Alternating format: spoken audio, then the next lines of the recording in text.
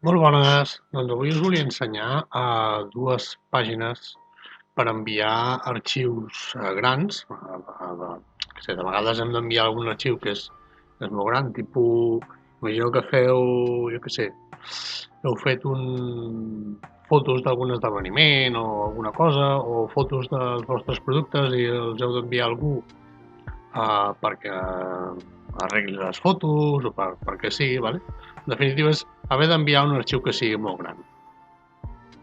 Sabem que amb el correu, per exemple, podem enviar fins a 25 megas, em penso que és amb Gmail, i llavors moltes vegades això se'ns queda curt. Si hem d'enviar alguna cosa que superi aquests 25 megas, podem fer-ho, per exemple, o penjant-ho en el nostre Drive i llavors ho compartim amb aquesta persona, aquest arxiu, o una altra forma és empaquetar-ho, crear un arxiu zip i enviar mitjançant aquestes plataformes.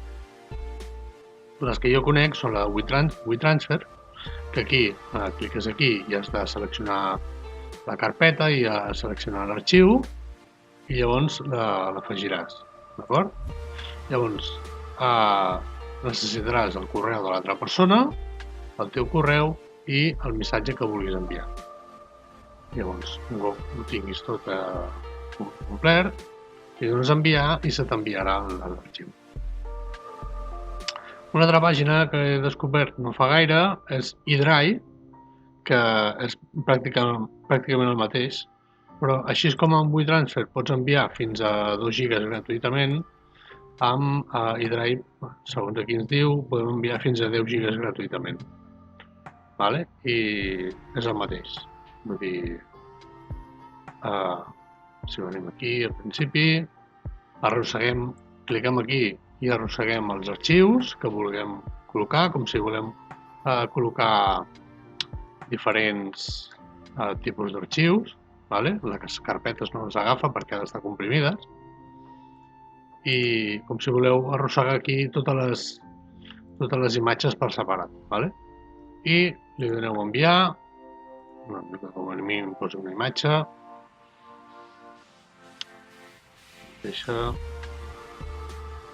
i li donem a enviar i ens demanarà, vale, copiem això i llavors a aquesta persona li podem enviar o per correu o per Facebook o fins i tot per WhatsApp o com sigui, vale? Llavors, aquest arxiu s'eliminarà al cap de 7 dies per temes de protecció de dades, això no es pot tenir més de 7 dies. Bueno, pots triar l'opció que estigui 10 dies disponible, però en una setmana n'hi ha d'haver prou perquè algú es pugui descarregar això. Jo recomano que si ho feu mitjançant això, ara sí, copiem aquí, per exemple, copiem l'adreça, anem amb una altra, perquè veieu què veuria l'altra persona.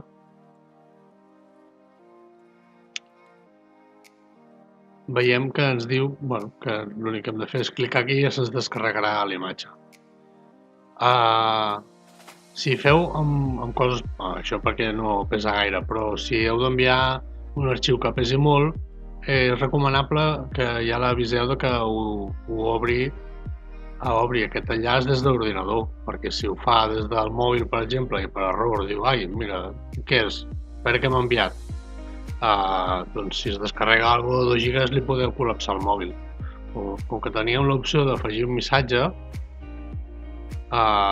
li podeu dir, escolta, mira, t'he enviat això i pesa tant, vale? Aquí on posa settings hi podeu posar un missatge i aquí és on posa que l'arxiu s'esborri al cap d'un dia, de 7 dies o de 10 dies, i fins i tot pots posar-li una contrasenya. I aquí li poses, escolta, t'he enviat un arxiu de tanta capacitat, mira tu el que vulgueu, vale? I res més, doncs ja està. El vídeo era només per això, perquè veiéssiu formes de com podeu enviar arxius grans. I res, si us ha semblat útil, doncs cliqueu a m'agrada. Si no esteu subscrits i us voleu assabentar quan vaig publicant vídeos d'aquest tipus, doncs ja ho sabeu, aneu a baix i cliqueu a subscriure's i activeu la campaneta per rebre les notificacions, d'acord? Vinga, fins una altra. Adéu.